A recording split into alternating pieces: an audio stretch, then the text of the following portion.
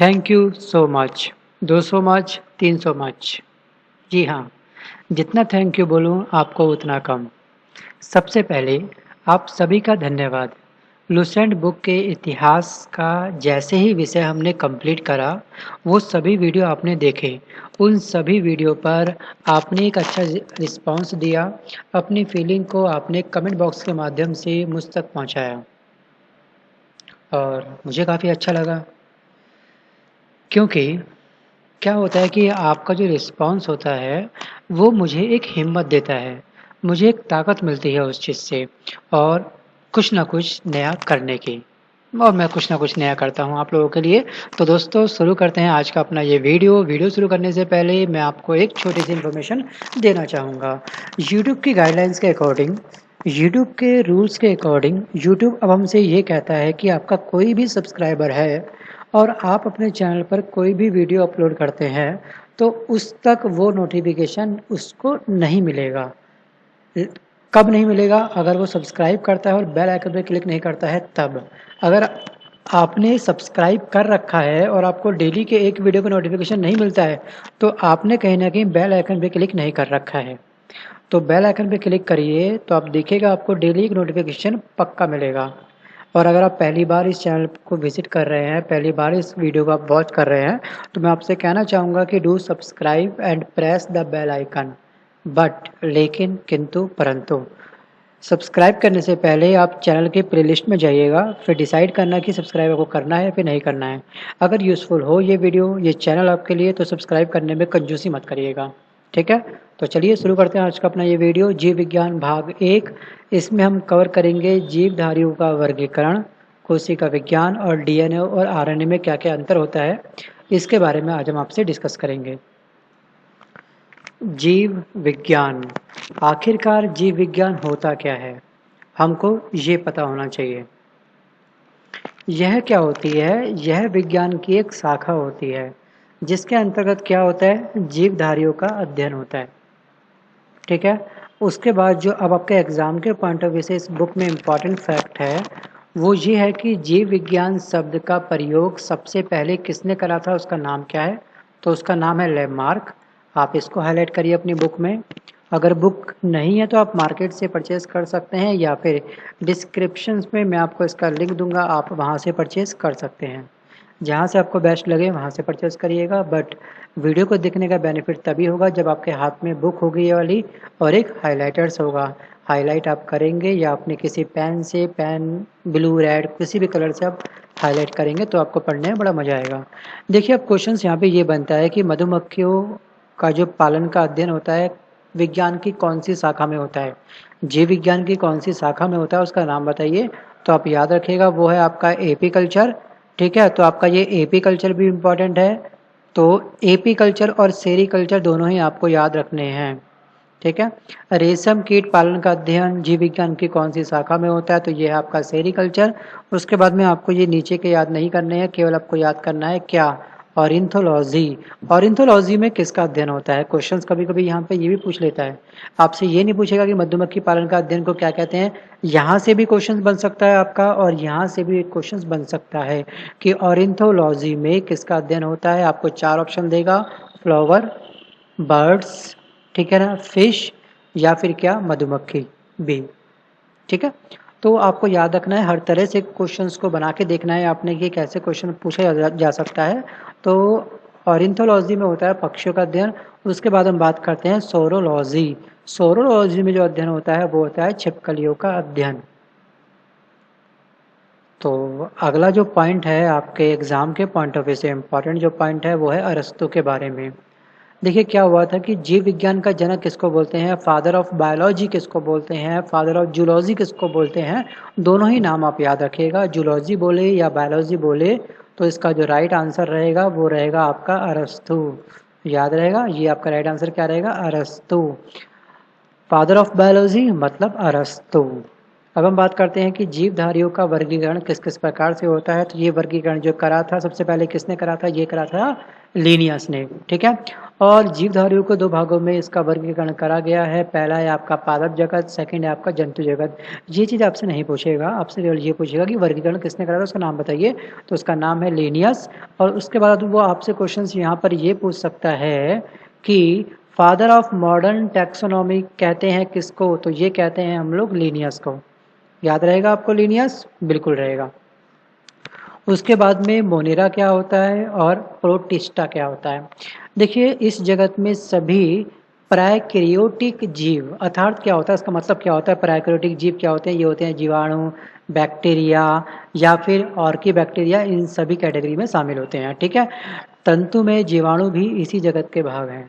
उसके बाद हम बात करते हैं प्रोटिस्टा। प्रोटिस्टा क्या होते हैं, प्रोटिस्टा में कौन कौन चीज़ें आती हैं, तो यह दो प्रकार की जीवन पद्धति रखते हैं। सूर्य के प्रकाश में अपने आप ही ये क्या होते हैं, पनपने लगते हैं, स्वयं पोषित होते हैं। जैसे कि आप यहाँ पे देख रहे हैं, देखिए सूर्य के प्रकाश में क्या होते हैं, ये अपने आप ही अपना पोषण कर लेते हैं और प्रकाश के अभाव में इतर पोषित करके अंतर्गत साधारणतया प्रोटोजोआ आते हैं।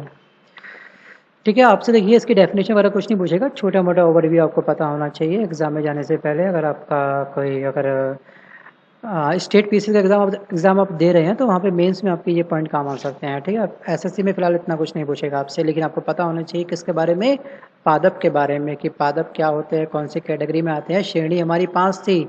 वर्गीकरण कितने भागों में करा गया, जीवधारियों को 5 जगत भागों में बांटा गया है। ये पांचों नाम इनके दे रखे हैं 1 2 3 4 5।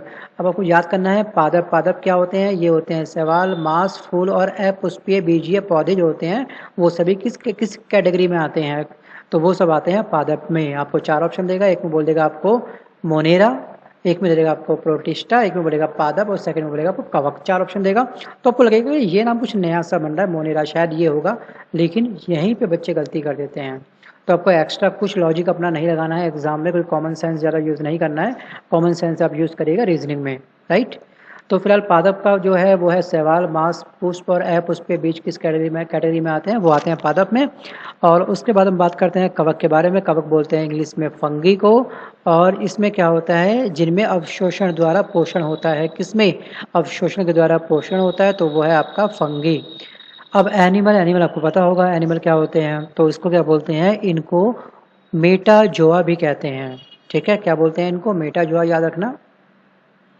फिर जीवों का नामकरण, एक्चुअली हर कोई जो जीव है उन सबका एक साइंटिफिक नेम है, तो ये साइंटिफिक नेम किसने दिया, तो ये नाम रखा था, स्टार्टिंग करी थी लिनियस ने, कैरोलस लिनियस। ये वही लिनियस है जिसके बारे में अभी मैंने आपसे ऊपर बात करी थी। ठीक है, तो देखिए मनुष्य का जो वैज्ञानिक नाम है वो क्या है, एग्जाम में ये पूछता है कि मनुष्य का वैज्ञानिक नाम क्या है, आपके सामने देगा ये क्वेश्चंस। तो आपको 4 ऑप्शन देगा, वहाँ पे आपको देगा होमो, राना, फैलिस और कैनिस, इस तरह के ऑप्शन आपको देगा यहाँ पर। तो आपको याद रखना है मनुष्य का जो वैज्ञानिक नाम है वो है होमो सेपियंस, और मेढक का जो वैज्ञानिक नाम है वो है राना। तो आपको केवल मनुष्य का याद रखना है, गाय का, मक्खी का, गेहूं और मटर जरूर याद रखिएगा आप। ठीक है, अपनी बुक में देखिए मनुष्य का है होमोसेपियंस, गाय का है बोस, मक्खी का है मुस्का, गेहूं का है आपका ट्रिटिकम, मटर का है आपका पाइसम। ठीक है, पाइसम बहुत इंपॉर्टेंट है, क्योंकि क्यों इंपॉर्टेंट है वो मैं आपको आने वाले वीडियो में अभी बताऊंगा कुछ टाइम बाद। ठीक है, क्योंकि मैक्सिमम जितनी भी वैज्ञानिक की रिसर्च होती थी वो मटर के ऊपर होती थी। ठीक है, तो इसलिए मटर का वैज्ञानिक नाम उन्होंने सबसे पहले रखा था। मनुष्य का तो बाद में पड़ा था, लेकिन पहले पड़ा था मटर का, तो मटर का कई बार पूछ लेता है आपसे। तो मटर ये वही मटर है जो आप सब्जी में यूज़ करते हैं। ठीक है, आगे बात करते हैं कोशिका विज्ञान जो होता है। जीव द्रव्य का नामकरण किसने करा था, तो ये करा था पूरी किंजी ने सन 1839 में।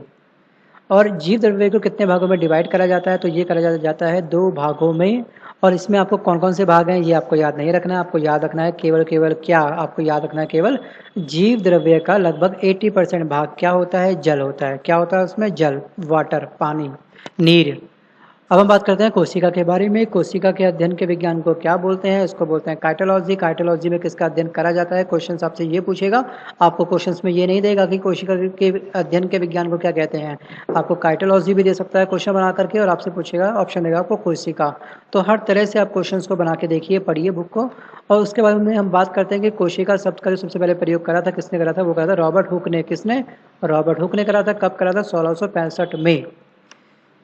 कोशिका 2 प्रकार की होती हैं, कौन कौन से प्रकार की, ये आप रहने दीजिए, इसको फिलहाल जरूरत नहीं है। कोशिका के मुख्य भाग कौन कौन से होते हैं? कोशिका भित्ति, कोशिका झिल्ली, दो ही भाग होते हैं बस केवल, ठीक है।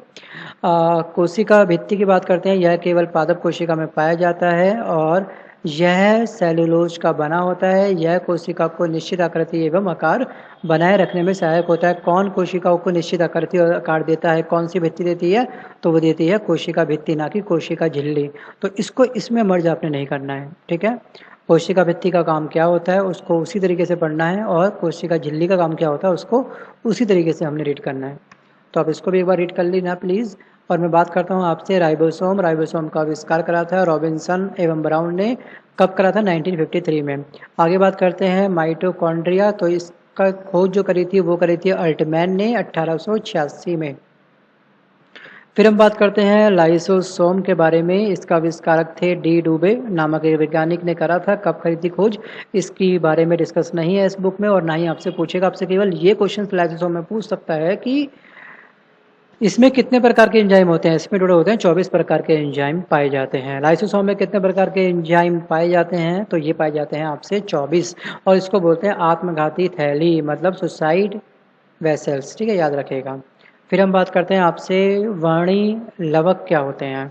तो देखिए वर्णी लवक क्या होते हैं, ये रंगीन लवक होते हैं, और जैसे कि लाल, पीले, नारंगी रंग के ये होते हैं।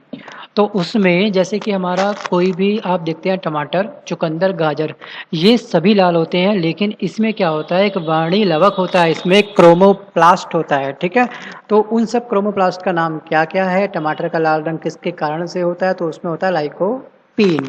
तो लाइकोपेन बोलेगा, लाइकोपीन बोलेगा, PEEN भी देगा आपको एग्जाम में, तो आपको कंफ्यूज नहीं होना है। तो यहाँ पे टमाटर का जो लाल रंग होता है उसका सबसे बड़ा रीजन होता है उसमें लाइकोपेन होता है। और गाजर का जो लाल रंग होता है उसमें क्या होता है? उसमें कैरोटीन होता है। अगर कैरोटीन निकाल दिया जाए तो गाजर क्या होगा? गाजर रेड कलर का नहीं होगा, वो किसी और ही कलर का होगा, ठीक है। चुकंदर का लाल कलर जो होता है वो होता है बीटानिन के कारण। या फिर देखिए आपसे एग्जाम में क्वेश्चन कभी कभी इस प्रकार से भी पूछ लेता है कि टमाटर का लाल रंग भूमिका निभाने के लिए, टमाटर की लाल रंग भूमिका निभाने के लिए कौन सा उसमें लवक पाया जाता है? कौन सा उसमें लवक पाया जाता है, या किस रीजन से टमाटर का रंग लाल होता है? तो बताइए। इस तरह से क्वेश्चन पूछ लेता है वो कभी कभी। तो आगे हम बात करते हैं। देखिए प्रत्येक गुण सूत्र में जेली के समान एक गाढ़ा भाग होता है। जेली कैसी होती है? जो आप बालों में जेल लगाते हैं, फेस पे जो आप जेल यूज़ करते हैं, कॉस्मेटिक्स अगर आप यूज़ करते हैं तो उसमें जेल जेल कैसा होता है? जेल जैम की तरह काफ़ी गाढ़ा होता है, ठीक है। तो ये गाढ़ा होता है जिसे हम क्या बोलते हैं? जिसे हम बोलते हैं मैट्रिक्स। क्या बोलते हैं इसको? मैट्रिक्स। तो गुण सूत्र में जो जेली के समान गाढ़ा पदार्थ मिलता है उसको क्या कहते हैं? क्वेश्चन मार्क ये बनता है आपके एग्जाम में, ठीक है। तो उसको बोलते हैं मैट्रिक्स। अब हम बोलते हैं वंशागति का वाहक क्या होता है। देखिए वंशागति का वाहक वही होता है कि एक तकलीफ दूसरे वंश तक ट्रांसफ़र होती रहती है। जैसे फादर की तकलीफ उसके बच्चे तक पहुंची, कोई तकलीफ या कोई एक पॉजिटिव बात भी हो सकती है। कुछ लोग मैंने देखा है कि वो लेफ्ट हैंड से ज़्यादा काम लेते हैं, उनको लेफ्ट हैंड से बहुत ही सूटेबल फील होता है। उनके फादर भी लेफ्ट हैंड से ही काम करते थे, सबके सब लिखने का काम, जो भी सारे काम होते थे। तो कुछ लोग होते हैं कि ठीक है सिक्स सेंस उनकी काफ़ी इंप्रूव होती है, उनको न्यूमेरिक बहुत जल्दी याद हो जाती है फादर को। तो बेटे को भी देखा जाए कुछ टाइम बाद तो न्यूमेरिक बहुत जल्दी याद हो जाते हैं। किसी का फ़ोन नंबर उसको बोलो फॉरवर्ड स्पीड में, तो वो फॉरवर्ड फ़ोन नंबर याद कर लेता है। तो ये क्या होती है? ये वंशागति का वाहक होती हैं ये सब चीज़ें, ठीक है। तो अब मैं बात करता हूँ आरएनए और डीएनए के बारे में। मैं बात करता हूँ क्षार क्या होता है, इसी का डीएनए का पार्ट है क्षार आपका। तो डीएनए में उपस्थित क्षार जो होते हैं कितने प्रकार के होते हैं? ये होते हैं 4 प्रकार के बेस होते हैं डीएनए में। और उसके बाद हम बात करते हैं डीएनए का कार्य क्या होता है। ये सभी आनुवांशिकी क्रियाओं का संचालन करता है। जीन इसकी एक इकाई है, यह प्रोटीन संश्लेषण को नियंत्रित करता है। तो प्रोटीन संश्लेषण को कौन नियंत्रित करता है? तो वो इस सब काम क्या है? वो है डीएनए का कार्य। अब हम बात करते हैं आरएनए का निर्माण कैसे होता है। तो डीएनए से ही आरएनए का संश्लेषण होता है, निर्माण होता है। तो याद रखिएगा आरएनए जो बनता है वो बनता है डीएनए से। तो इस क्रिया में डीएनए की श्रृंखला पर आरएनए की न्यूक्लियोटाइड आकार जुड़ जाती है। इस प्रकार एक अस्थायी डीएनए आरएनए संकर का निर्माण होता है। इसमें नाइट्रोजन बेस थाइमीन के स्थान पर यूरेसिल होता है, ठीक है, याद रखिएगा। अब देखिए इसमें हम बात करते हैं केवल प्रोटीन बनने की अंतिम क्रिया को क्या कहते हैं। प्रोटीन जो बनता है उसकी अंतिम क्रिया को हम क्या बोलते हैं? उसको हम बोलते हैं ट्रांसलेशन। याद रहेगा आपको ट्रांसलेशन? बिल्कुल रहेगा। अब देखिए डीएनए सॉरी डीएनए और आरएनए में डिफरेंस क्या होता है, इनका मुख्य अंतर क्या होता है? आपको केवल डीएनए और आरएनए में जो मैक्सिमम एग्जाम में क्वेश्चन पूछा जाता है, इनकी शर्करा क्या होती है, शर्करा का क्या नाम होता है। ठीक है, तो देखिए डीएनए में पाई जाने वाली शर्करा को हम बोलते हैं डीऑक्सी राइबोज, और राइबोज बोलते हैं केवल सिंगल आरएनए को। तो आपको डीएनए फिर आरएनए दोनों की शर्करा का जो शर्करा होती है उसका नाम क्या है वो याद रखना है। और यह मुख्यतः कहाँ पर होता है, डीएनए मैक्सिमम केंद्रक में होता है, सेंटर में होता है, जबकि आरएनए एक्चुअली सेंटर में भी होगा और कोशिका द्रव्य दोनों में पाया जाता है। क्योंकि देखिए ये जो आरएनए कंप्लीटली डिपेंड होता है किस पे, डीएनए पे, डीएनए से ही आरएनए निकलता है बाहर आकर के। तो ये डीएनए से ही तो निकल के बाहर आया है ना आरएनए, तो डीएनए का केंद्रक क्या होगा, केंद्रक होता है इसका मुख्यतः, तो केंद्रक में से क्या निकलेगा, आरएनए निकलेगा, तो केंद्रक यहाँ पे हो गया, फिर कोशिका द्रव्य साथ में और जोड़ लो। ठीक है, अब हम बात करते हैं पादप कोशिका और जंतु कोशिका। तो इसका आकार क्या होता है, इसका आकार कम होता है आयताकार, और जंतु का आकार क्या होता है, ये होता है वर्ताकार। क्या होता है, वर्ताकार। अब हम बात करते हैं कोशिका विभाजन क्या होता है। कोशिका विभाजन सबसे पहले किसने ये इन्वेंट करा था, ये 1855 में किसने करा था, बीर चाओ ने। अब हम बात करते हैं अर्धसूत्री विभाजन क्या होता है, इसका आविष्कार कब हुआ था। तो ये विभाजन जो हुआ था फार्मर और मोरे ने करा था 1905 में। तो कोशिकाओं में एक अर्धसूत्री विभाजन को हम क्या कहते हैं, कोशिकाओं में जो अर्ध विभाजन होता है या अर्धसूत्री विभाजन होता है तो उसका अन्य नाम क्या है, तो वो है आपका मियोसिस। अब हम बात करते हैं कि अर्धसूत्री विभाजन की खोज सबसे पहले बीजमैन ने की थी, लेकिन इसका सर्वप्रथम विस्तृत अध्ययन किसने करा था। देखिए सबसे ज़्यादा जो अध्ययन करा था वो करा था 1888 में, किसने, स्टॉर्ट्सबर्गर ने। क्या, स्टॉर्ट्सबर्गर ने। तो आपके एग्जाम में स्टॉर्ट्सबर्गर ही मैक्सिमम एग्जाम में क्वेश्चन पूछा जाएगा। तो वहाँ पे आपके सामने बीजमैन बहुत ही रेयर चांस है कि आपसे पूछे। उसके बाद हम बात करते हैं, देखिए समसूत्री एवं अर्धसूत्री विभाजन में अंतर। तो कुछ ज़्यादा खास अंतर नहीं है। देखिए कि यह विभाजन कायिक कोशिका में होता है और यह विभाजन क्या होता है, जनन कोशिका में होता है। समसूत्री कायिक कोशिका में, और उसके बाद अर्धसूत्री विभाजन होता है जनन कोशिकाओं में। ठीक है, तो दोस्तों आज के इस वीडियो में बस केवल इतना ही। वीडियो थोड़ा छोटा था लेकिन अच्छा था। आई होप आपको ये वीडियो पसंद आया होगा। अगर ये वीडियो पसंद आया हो तो उसको लाइक करिएगा, और आपके जो भी फ्रेंड कंपटीशन की तैयारी कर रहे हैं उन तक इस वीडियो को शेयर करने में कंजूसी मत करिएगा। इन सभी वीडियो को आप शेयर करिए, सब्सक्राइब करिए, एंड नोटिफिकेशन पाने के लिए बेल आइकन पर क्लिक करना ना भूलें। अगर आप हमारे चैनल को कंट्रीब्यूट करना चाहते हैं तो आप पेटीएम के माध्यम से हमारे चैनल को कंट्रीब्यूट कर सकते हैं। अगर आप स्टूडेंट हैं, आपका हाथ बहुत टाइट है, तो प्लीज़ प्लीज़ प्लीज़ आप बिल्कुल भी कंट्रीब्यूट मत करना। ये कंट्रीब्यूशन केवल उनकी तरफ से होगा जो स्टूडेंट भी हैं और एक जॉब भी करते हैं। चाहे भले प्राइवेट जॉब करते हो, कोई भी काम छोटा बड़ा नहीं होता है। कुछ भी जॉब करते हो, साइड में अगर आप तैयारी भी करें तो बहुत अच्छी बात है, तैयारी भी करिए, और अपनी फैमिली की जो रिस्पॉन्सिबिलिटी है उनको भी अच्छे से निभाइए, बहुत अच्छी बात है। तो फिलहाल मैं लेता हूँ आपसे अलविदा, मिलता हूँ जल्द एक नए वीडियो के साथ में। और एक बार अगर आप फर्स्ट टाइम देख रहे हैं इस चैनल को तो प्लेलिस्ट में जाइए, चेक करिए, देखिए क्या क्या कुछ आपको इस चैनल पर मिलेगा। Bye bye, take care and, और आप सभी को मेरी तरफ से आपके आने वाले एग्ज़ाम के लिए ऑल द बेस्ट। धन्यवाद।